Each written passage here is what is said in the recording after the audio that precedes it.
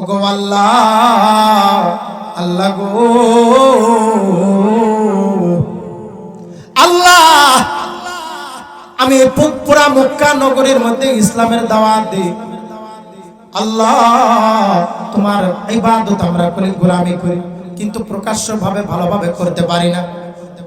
আল্লাহ, তুমি চাইলে সব সম্ভব হয়। আল্লাহ, তুমি চাইলে এমনি এমনি আমরা পারবো, কিন্তু এই যে যারা কাফের, বিশাল বড় বড় কাফের আছে, এদের মধ্যে কি একজনকে ইসলাম ধর্ম গ্রহণ করানো যায় কি? আল্লাহ গো, আমার চাচা আবু জেহেল অথবা হযরতে ওমর, এই দুইজনের যে কোনো একজনকে কি ইসলামের ঝান্ডা হিসেবে কবুল আর মঞ্জুর করা যায় নাকি? আল্লাহু আকবার বলে, জোরে জোরে বলুন আল্লাহু আকবার। আমার দয়ার নবী এবার আল্লাহ রাব্বুল আলামিনের কাছে দোয়া করতেছেন, আল্লাহ গো, আমার চাচা আবু জেহেল অথবা হযরতে ওমর, এই দুইজন বিশাল বিশাল বড় বড় কাফের, এই দুইজনের যে কোনো একজনকে তুমি হিদায়াত দান করো, এই দুইজনের যে কোনো একজনকে তুমি ইসলামের ঝান্ডা হিসেবে কবুল আর মঞ্জুর করে নাও। তো দয়ার নবী, মায়ের নবী যখন একবার আল্লাহ রাব্বুল আলামিনের কাছে, একবার আল্লাহ রাব্বুল আলামিনের কাছে ফরিয়াদ জানালেন, এবার ফরিয়াদ জানানোর পর এবার কি আল্লাহ তাআলা কখনো তার ফরিয়াদ কি ফিরিয়ে দিবেন নাকি? আল্লাহর বন্ধু আল্লাহর কাছে চাইছে যে ওগো আল্লাহ, হযরতে ওমর অথবা আবু জেহেল, এই দুইজন বিশাল বড় বড় মক্কা নগরের কাফের, বিশাল বড় বড় নেতা, এই দুইজন নেতার মধ্যে যে কোনো একজনকে কি হিদায়াত প্রাপ্ত করা যায় কিনা? এই দুইজনের যে কোনো একজনকে কি ইসলামের ঝান্ডা হিসেবে কবুল আর মঞ্জুর করা যায় কিনা? তো যখন তার বন্ধু, যখন তার হাবিব, যখন তার কাছে দোয়া করছে, ফরিয়াদ করছে, তখন কি এই আবদারটা কি, ফরিয়াদটা কি আল্লাহ রাব্বুল আলামিন ফিরিয়ে দিতে পারবে? তো এত বড় একটা আবদার, এত সুন্দর একটা আবদার আল্লাহ তাআলা ফিরিয়ে দিতে পারে না। তো আমার বন্ধু, আমার বাজানরা, মক্কা নগরীর মধ্যে বিশাল বড় একটা সমাগম বসলো। এই ছোট ভাইরা কথা বলো না, হ্যাঁ ছোট ভাইরা কথা বলেন না। মনে হয় আমার আলোচনা মানে আপনাদের কাছে ভালো লাগতেছে না? ভালো লাগে? কোরআন হাদিসের আলোচনা ভালো লাগে? তো যদি ভালো লাগে তাহলে কথা বলবেন না। আপনাদেরকে নিয়েই কিন্তু আমি কথা বলা শুরু করছি, আপনাদেরকে নিয়ে, মানে আপনারা এখানে আসার পরে যে আপনাদের কি কি লাভ হইল, এই লাভ নিয়েই কিন্তু মূলত আমি আলোচনা শুরু করছি। কথা বলেন ঠিক কিনা? তো আমার বন্ধু, আমার বাজানরা, এবার আল্লাহ তাআলার কাছে যখন তার রাসূল দোয়া করলেন, কেন্দে কেন্দে দোয়া করে, কান্নাকাটি করে, মাবুদ গো, ও গো দয়ার আল্লাহ, আমার চাচা আবু জেহেল অথবা হযরত ওমর দুইজনের একজনকে কি একটু কবুল করা যায় নাকি? এবার আল্লাহ দেখেন না কিভাবে কবুল করে নেন। আল্লাহ তো এমনি এমনি কাউকে কবুল করে নেবেন না, এমনি এমনি কবুল করবেন নাকি? ওই যে বললাম, কারোর কাছে যদি আপনি 20,000 টাকা যদি চান, তার সাথে আরো 10 মাস আগে, 20 মাস আগে তার সাথে ভাব জমাইতে হয়। যখন আপনি ভাব জমাবেন, তখনই সে আপনাকে 20,000 10,000 টাকা দিতে বাধ্য হবে। আমার যুবক ভাই, আর একটু যদি সুন্দর করে যদি বলতে চাই, যখন আপনি কাউকে বিবাহ করতে যাবেন, ভালো কোনো বংশের, ভালো কোনো ফ্যামিলির কাউকে যখন আপনি বিবাহ করতে যাবেন, বিবাহ করার আগে যখন ওই বাড়ির কোনো মেয়েকে আপনার পছন্দ হবে, তো ওই বাড়ির যারা আত্মীয় স্বজন আছে, ভাই আছে, বা ওই বাড়ির গেট দারোয়ানও যদি থাকে, তার সাথেও কিন্তু আরো 10 দিন 15 দিন 1 মাস আগে ভাব জমাইতে হয়। ভাব জমাইতে হয় কি হয় না? ওই যে আমার যুবক ভাইরা বুঝছে যে না, আগেই ভাব জমাইনে লাগে। তো বাড়ির যদি সাধারণ একজন সিকিউরিটি হয়, বাড়ির যদি একটা কুত্তাও হয়, তার সাথেও কিন্তু ভাব জমাইতে হয়। যেরকম ভাবে লাইলি মজনুর ঘটনা তো আপনারা শুনেছেন। লাইলি যদি একটা কুত্তাও যদি আসতো, একটা কুত্তাও যদি আসতো মজনুর বাড়ির কাছে, কুত্তাকেও হাপটায় হাপটায় দিত, কুত্তাকেও আদর করে দিত, একটা খাবার দাবার হাতে থাকলে কুত্তাকে খাওয়ায় দিত। কেন দিত? কেন দিত? ওই যে প্রেম করতে হবে, তার সাথে ভালোবাসা টিকিয়ে রাখতে হবে। যদি তার সাথে ভালোবাসা টিকিয়ে রাখতে চাই, তাহলে এইরকম ভাব জমাইতে হবে, খাতির জমাইতে হবে। কথা বলেন ঠিক কিনা? তো আমার দয়ার আল্লাহ আমার দয়ার মাওলার সাথে আপনি ভালোবাসা জমাবেন, আমার দয়ার আল্লাহর কাছ থেকে আপনি হিদায়াত প্রাপ্ত বান্দা হবেন। একটু যদি ভাব জমানোর চেষ্টা যদি আপনার মধ্যে না থাকে, তাহলে কিভাবে আল্লাহ তাআলা হিদায়াত দিবে? তাহলে কিভাবে আল্লাহ তাআলা হিদায়াত দিবে? তো দেখেন না হযরত ওমরের বেলায় কি হইল? আবু জেহেলের কথা তো বললাম, এবার ওমরের কথা বলি। তো মক্কা নগরীর মধ্যে বিশাল বড় একটা সমাগম বসে গেল, কাফেরদের বিশাল বড় একটা সমাগম। সবাই মিলে ঐক্য হয়ে গেল যে মুহাম্মাদের কল্যাণ আনতে হবে। মুহাম্মদ ইদানিং আমাদের ব্যাপারে খুব বেশি নাক গলায়, খুব বেশি নাক গলায়, খুব বেশি কথাবার্তা বলে। তো মুহাম্মাদের কল্যাণটা কি আনতে পারবা? জীবিত অবস্থায় অথবা মৃত অবস্থায় যে মুহাম্মাদের কল্যাণ আনতে পারবা, তাকে এরকম ভাবে পুরস্কারে পুরস্কৃত করা হবে। যখন এই ঘোষণা দিল, ঘোষণা দেওয়ার পর ধাপ করে দাঁড়ায় গেল একজন যুবক, ধাপ করে দাঁড়ায় গেল একজন যুবক। সেই যুবকের নাম হলো হযরতে ওমর। কি? হযরত ওমর দাঁড়ায় বলে, আমি পারবো, আমাকে এই দায়িত্বটা দেওয়া হোক, আমি পারবো এবং আমি পুরস্কারটা নিয়ে নেব। এবার যখন ওমরকে এই দায়িত্বটা দেওয়া হয়, দায়িত্ব দেওয়ার পরে ওমর ছুটল রাসূল সাল্লাল্লাহু আলাইহি সাল্লামের কল্যাণ আনতে যাবে, নাউজুবিল্লাহ। তো যখন কল্যাণ আনার জন্য যায়, পথিমধ্যে দেখা হয়ে গেল একজন সাহাবী। সেই সাহাবীর নাম হলো নুআইম রাদিয়াল্লাহু তাআলা আনহু। এই নুআইম রাদিয়াল্লাহু তাআলা আনহু তার যাওয়া দেখে বলল, ওগো ওমর রে, কোথায় যেন যাও, মনে হচ্ছে কাকে যেন হত্যা করতে যাও, তোমার হাতে তরবারি দেখি। এবার তরবারি দেখার পর নুআইম যখন প্রশ্ন করলো, ওরে ওমর রে, কাকে যেন মনে হয় হত্যা করতে যাও। এবার ওমর বলে, নুআইম পথ ছেড়ে দাও, বলো না, আমার প্রশ্নের উত্তর দাও, কাকে তুমি যেন হত্যা করতে যাও। এবার ওমর বলে, নুআইম রে, তুমি তো খুব ভালো করে জানো, ইদানিং মুহাম্মদ বড় পণ্ডিত হয়ে গেছে, তার নামে ঘোষণা এসে গেছে, তাকে যদি আমি হত্যা করলে আমি এরকম ভাবে পুরস্কারে পুরস্কৃত হয়ে যাব। তাহলে আমার দরকার আছে না? নাই, অবশ্যই আছে। তো এখন আমি মুহাম্মাদের কল্যাণ আনতে যাচ্ছি।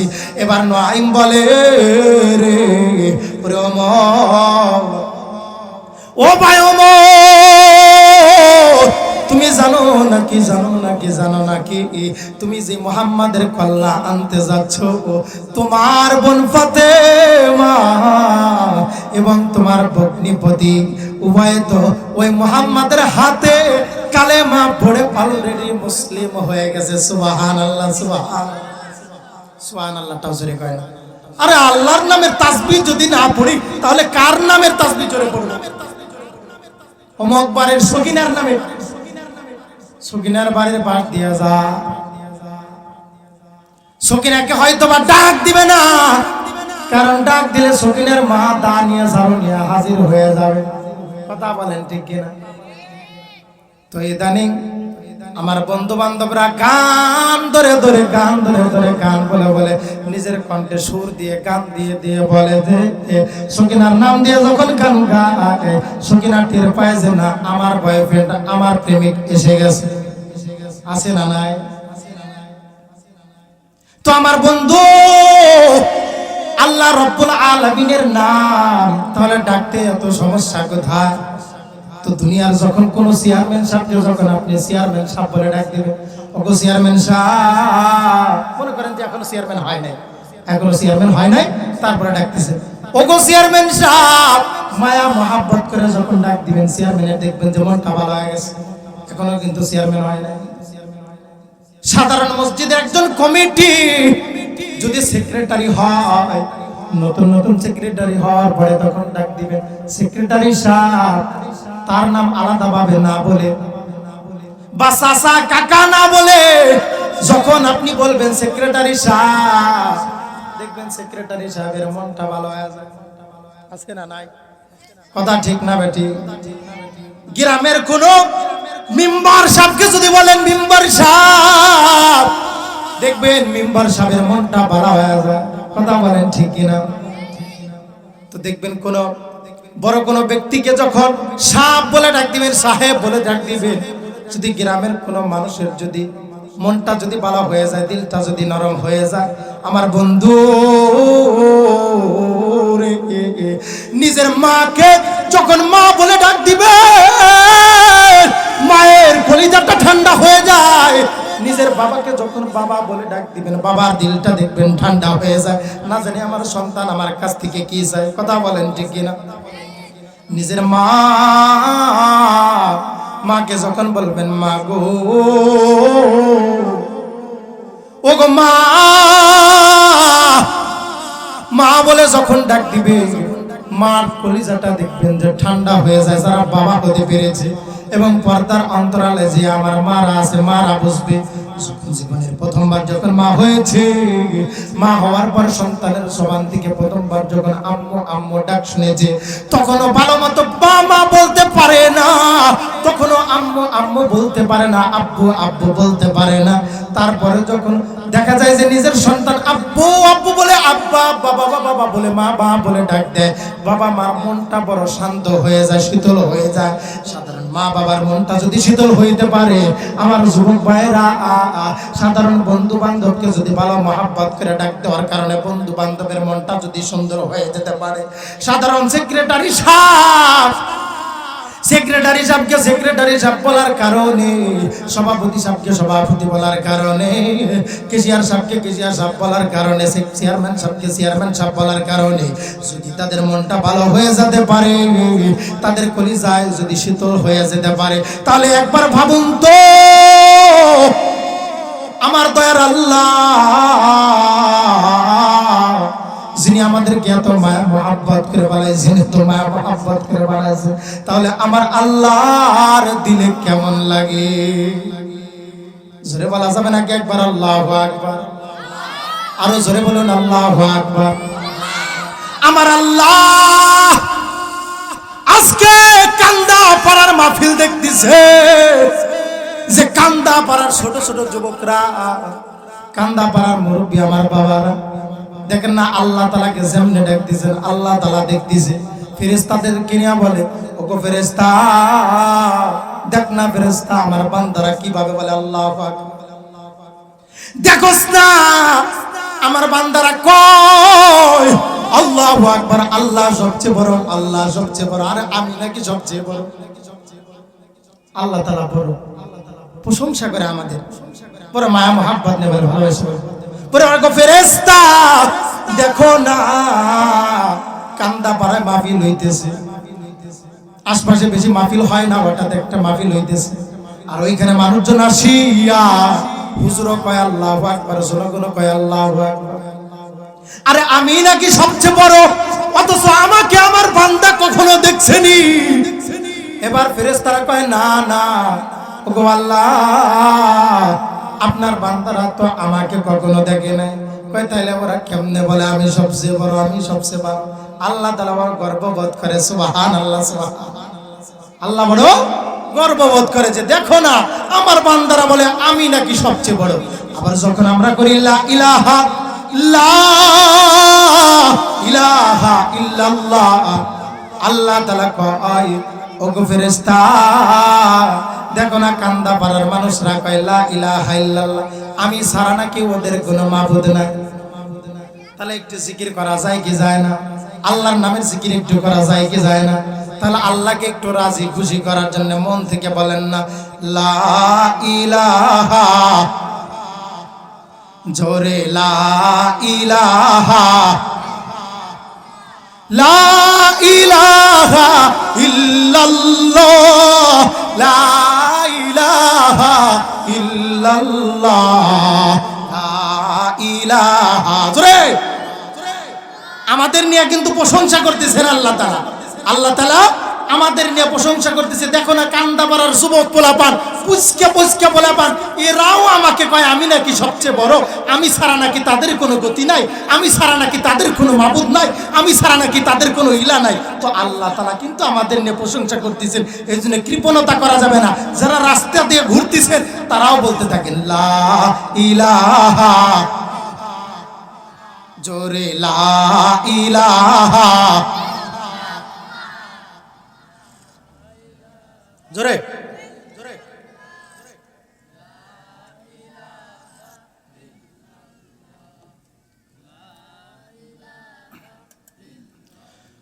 ভাইজান ভাইজান নৌকা চলে না কি ছাড়া, কি ছাড়া, বইটা বেটা মাঝি ছাড়া, বইটা থাকলো নৌকার মধ্যে, বইটা থাকলো সব থাকলো, মাঝি ছাড়া, মাঝি নাই, তাহলে কেমনে চলবে, কোন দিকে যাবে, কেমনে যাবে, না যাবে হবে। ভাইজান নৌকা চলে না, ভাইজান নৌকা চলে না, আবার গাড়িও চলে না, গাড়িও চলে না, চালক ছাড়া আবার নৌকা চলে না, আবার গাড়িও চলে না, চালক ছাড়া ভাইজান দুনিয়া চলে না, দুনিয়া চলে না আল্লাহ ছাড়া ভাইরে, ঠিক না? আরে দুনিয়া চলে না আল্লাহ ছাড়া ভাইরে, আরে মুমিন চলে না জিকির ছাড়া, লা ইলাহা, জোরে লা ইলাহা,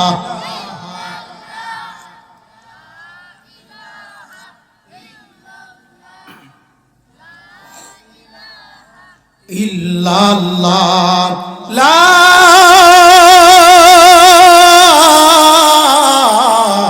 ইলাহা ইল্লাল্লাহু মুহাম্মাদুর রাসূলুল্লাহ। সকলে বলি সাল্লাল্লাহু আলাইহি ওয়াসাল্লাম, আরো জোরে জোরে বলি সাল্লাল্লাহু আলাইহি ওয়াসাল্লাম। তো আল্লাহর নাম নিতে ভালো লাগে না খারাপ লাগে? আল্লাহর নাম নিতে ভালো লাগে না খারাপ লাগে? তাহলে আরো একটি জোরে বার নারায়ে তাকবীর বলবো, আপনারা আল্লাহু আকবার বলতে রাজি আছেন তো ইনশাআল্লাহ? জোরে সোরে একবার এই এলাকাবাসীকে জানিয়ে দিন যে আজকে কান্দাপাড়া মাহফিল হচ্ছে এবং আল্লাহর নামের জিকির হচ্ছে, জিকির হচ্ছে সরাসরি আল্লাহ রব্বুল আলামিনের রহমত এই কান্দাপাড়া এই মাঠের মধ্যে, এই জালিসুর রহমান এই বেহেশতে বাগানের মধ্যে একের পর এক রহমত নাজিল হচ্ছে। জোরে সোরে একবার বলেন তো নারায়ে তাকবীর, নারায়ে তাকবীর। বেশি জোরে হইল না, আরো জোরে হওয়া উচিত ছিল। আরেকবার বলি নারায়ে তাকবীর। আমার বন্ধু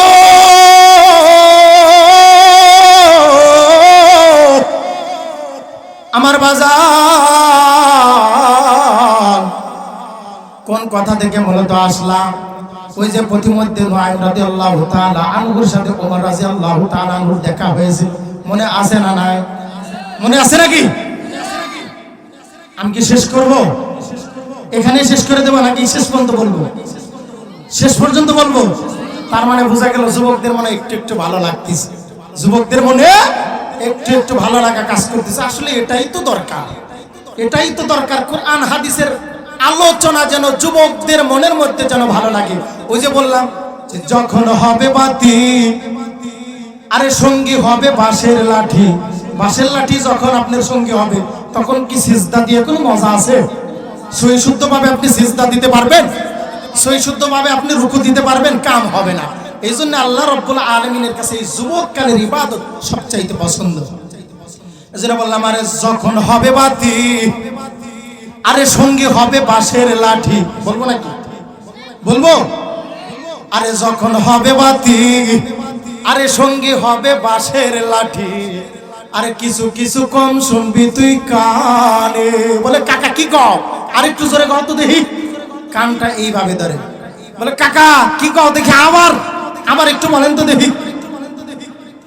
ওরে সেদিন বল থাকবে না হাতে,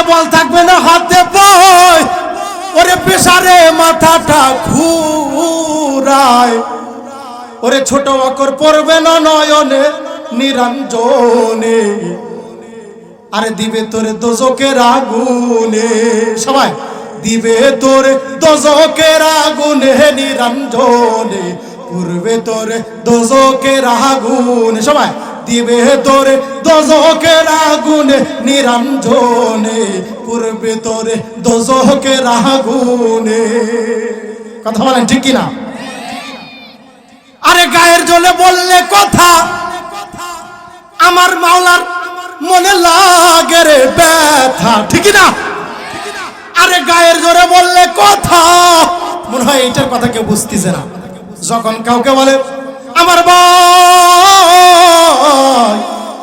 চলেন না কান্দা মারা একটা মাহফিল হয় চলেন না যায় বড় বড় আলেম ওলামারা আসে বড় বড় তাফসীরবিদরা আসে ওইখানে আল্লাহর জিকির হয় চলেন না একটু যায় চলেন না অমুক জায়গায় নামাজ হয় চলেন না যাই ওই এই কথা শোনার সাথে সাথে যাও তুমি যাও যাও আমি যাব না এরকম লোক আছে না নাই এরকম গাওয়া লোক আছে না নাই আমার অত দরকার নাই আপনি যান তো এই জন্য বলছি আরে গায়ের জোরে বললে কথা আমার নবীর গায়ে লাগে রে ব্যথা কেন লাগে কারণ আমার নবী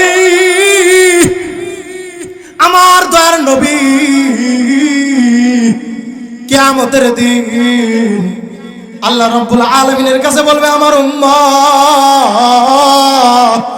উম্মতকে একটু maaf করা যায়নি তো আমার নবী কেমনে আমাদেরকে maaf করবে আমরা এত বড় গুনাহ করি আবার গুনাহ করার পর যখন কোনো আলেম ওলামা আমাদেরকে দ্বীনের দাওয়াত দেয় যখন কোনো আলেম ওলামার মাহফিল হয় যখন কোনো আলেম ওলামারা তাফসীর পেশ করে তখন কেউ যদি দাওয়াত দেয় চলেন না যায় বলে অমুক জায়গায় যায় কি হবে তখন আমার নবীর গায়ে ব্যথা লেগে যায় কথা বলেন ঠিক কি না আরে গায়ের জোরে বললে কথা আমার নবীর গায়ে লাগে রে ব্যথা ওরে দিবে তোরে দোজকের আগুনে নিরঞ্জনে পূর্বে তোরে দোজকের আগুনে ঠিক না ভালো লাগে না খারাপ লাগে তো এবার ওমরের সাথে নুআইমের দেখা হয়ে যায় নুআইম বলে ওমর রে তুমি আগে হযরত মুহাম্মদ সাল্লাল্লাহু আলাইহি ওয়াসাল্লামের কল্যাণে আগে বাড়ির মধ্যে যাও বাড়ির মধ্যে গিয়া দেখো তোমার বোন তো কালেমা পড়ে মুসলমান হয়ে গেছে জোরে বলা যাবে নাকি একবার আল্লাহু আকবার একবার ওমর রাগান্বিত হয়ে এবার বাড়ির দিকে রওনা করে বাড়ির দিকে রওনা করার পর ওই দিকে বোন এবং ভগ্নিপতি উভয় দুইজন মিলে কোরআন মাজিদ পড়তেছিল কোরআন মাজিদের তেলাওয়াত চলতেছিল ঘরের মধ্যে এবার যখন কোরআন মাজিদের তেলাওয়াত চলে বাহির থেকে কোরআন নারা মারলেন হযরতে ওমর কে মারলেন হযরত ওমর যখন দরজার মধ্যে কোরআন ওরা বললেন যেই ওমরের ভয়ে শুনে যেই ওমরের কথা শুনে আরবের বুকে যত যুবক পোলাপান ছোট্ট ছোট্ট বাচ্চা পোলাপান যখন ঘুমাইতো না তখন তাদেরকে বলতো ওমর আসতেছে সঙ্গে সঙ্গে সে খেলায় যাইতো যে এরকম ভাবে ইদানিং যুগে আমাদের ছোট ছোট বাচ্চাদের বলতে হয় ভূত আসতেছে তখন সঙ্গে সঙ্গে যেরকম ভাবে খেলায় যায় ঘুমিয়ে যায় একই রকম ভাবে আরবের বুকে হযরত ওমরের নাম যখন নিত পিচ্ছি পিচ্ছি বাচ্চারা খুব ভয় পাইতো সঙ্গে সঙ্গে ঘুমায় যাইতো তো সেই ওমরকে তার বোন বড্ড ভয় পায় এবার বাইরের দিকে ওমর যখন করা নাড়া মারলেন বোন বুঝতে পারলেন যে ওমর এসে গেছে তাদের দিলের মধ্যে কম্পন সৃষ্টি হয়ে গেল ভয় সৃষ্টি হয়ে গেল এবার বলে কে গো যখন বলল আমি ওমর এখন যখন দরজাটা খুলে দিল খুলে দেওয়ার পর সঙ্গে সঙ্গে কুশা তাপর সোয়ার দেওয়া শুরু করে দিল সোয়ালের উপরে গালের উপরে থাপ্পড় খাইতে শুরু করলো এবার থাপড়াইতে যেই কালেমা পড়ে তুমি মুসলিম হয়েছো যেই কালেমা পড়ে তুমি মুসলিম হয়েছো সেই কালেমা কি ছাড়া যায়? আমি তো তোমার ভাই, আমি তো তোমার রক্ত দেখতে পারি না রে বোন। এবার বোন বলে, ওগো ভাই, আমি শুরুতে যেই কথা বলেছিলাম যে যেই কালেমা পড়ে যেই মানুষের হাতে ভাইয়া ধুয়ে রে ভাই একবার মুসলমান হয়েছি, ওই কালেমা আমার দ্বারা ছাড়া আর সম্ভব না। জোরে জোরে বলুন আল্লাহু আকবার। এবার বলে, ও তাহলে তোমার কাছে আমি একটা আবদার করি, একটা রিকোয়েস্ট জানাই। একটা রিকোয়েস্ট ছিল, একটা আবদার ছিল।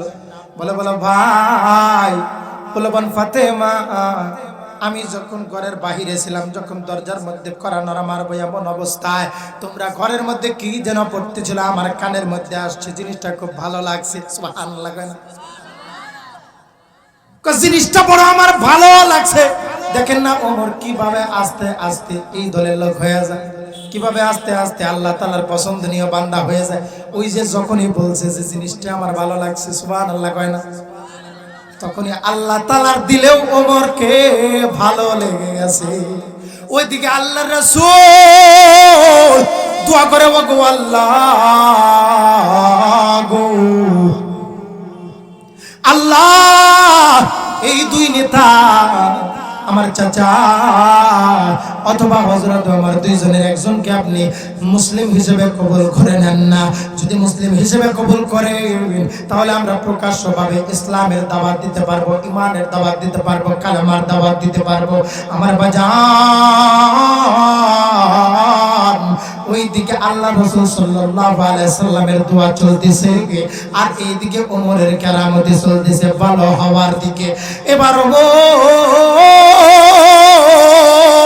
বোনকে যখন বোন বললো, বোন রে, যে কালামটা, যে কথাগুলো তুমি পাঠ করতেছিলা, যেটা তেলাওয়াত তুমি করতেছিলা, বোন ফাতেমা, ওই কালামুল্লাহটাকে একটু আমাকেও শোনানো যায় বলি। বললো, ওগো ভাই, এই কালাম শোনানোর, এই কালামটা ধরার একটা রীতি আছে, একটা নীতি আছে। বললো, কি নীতি, কি রীতি? এবার বললো, ভাই, এবার তোমাকে গোসল করতে হবে, আগে পাক পবিত্র করতে হবে। পাক পবিত্র করার পর এবার তোমাকে যখন গোসল করাবো, এরপরে তোমাকে শোনানো যাবে। এবার ওমর বলে, বোন, তাহলে আর দেরি কোথায়, আর দেরি কিসে? তাহলে আমাকে গোসল করা দাও না। দেখেন না কি রকম একটা মায়া মহাব্বত, কি রকম একটা ভালো লাগা, ভালোবাসা। এই যে আল্লাহর সাথে ভাব জমানো শুরু করে দিয়েছে। সুবহানাল্লাহ কয় না? সুবহানাল্লাহ। এই যে আল্লাহর সাথে ভাব জমানো শুরু করে দিয়েছে। যুবক ভাইরা যেইভাবে ওই যে সিকিউরিটির কাছে যেইভাবে ভাব জমান, তার চাচার কাছে মেয়ের বাবার কাছে যেরকম ভাব জমান, মেয়ের চাচার কাছে সাথে যেরকম ভাব জমান, মেয়ের বান্ধবীদের সাথে যেইভাবে ভাব জমান যে মেয়েটাকে আমার বিয়ে করতেই হবে, মেয়েটাকে পাইতেই হবে, পাইতেই হবে। তো ওমরও আল্লাহকে পাওয়ার জন্য আল্লাহর সাথে ভাব জমানো শুরু করে দিয়েছে। সুবহানাল্লাহ। এবার ওমর যখন পাক পবিত্র হয়ে যায়, পাক পবিত্র হওয়ার পর এবার তার বোন কুরআনুল কারীম থেকে তেলাওয়াত করে, ভাবে তেলাওয়াত করে, যদিও এইখান থেকে তেলাওয়াত করে না আমার জানা নাই। তারপরে কোরআনটা যখন তেলাওয়াত করে, আউযু বিল্লাহি মিনাশ শাইতানির রাজীম, আল্লাহু আকবার, বিসমিল্লাহির রহমানির রহিম,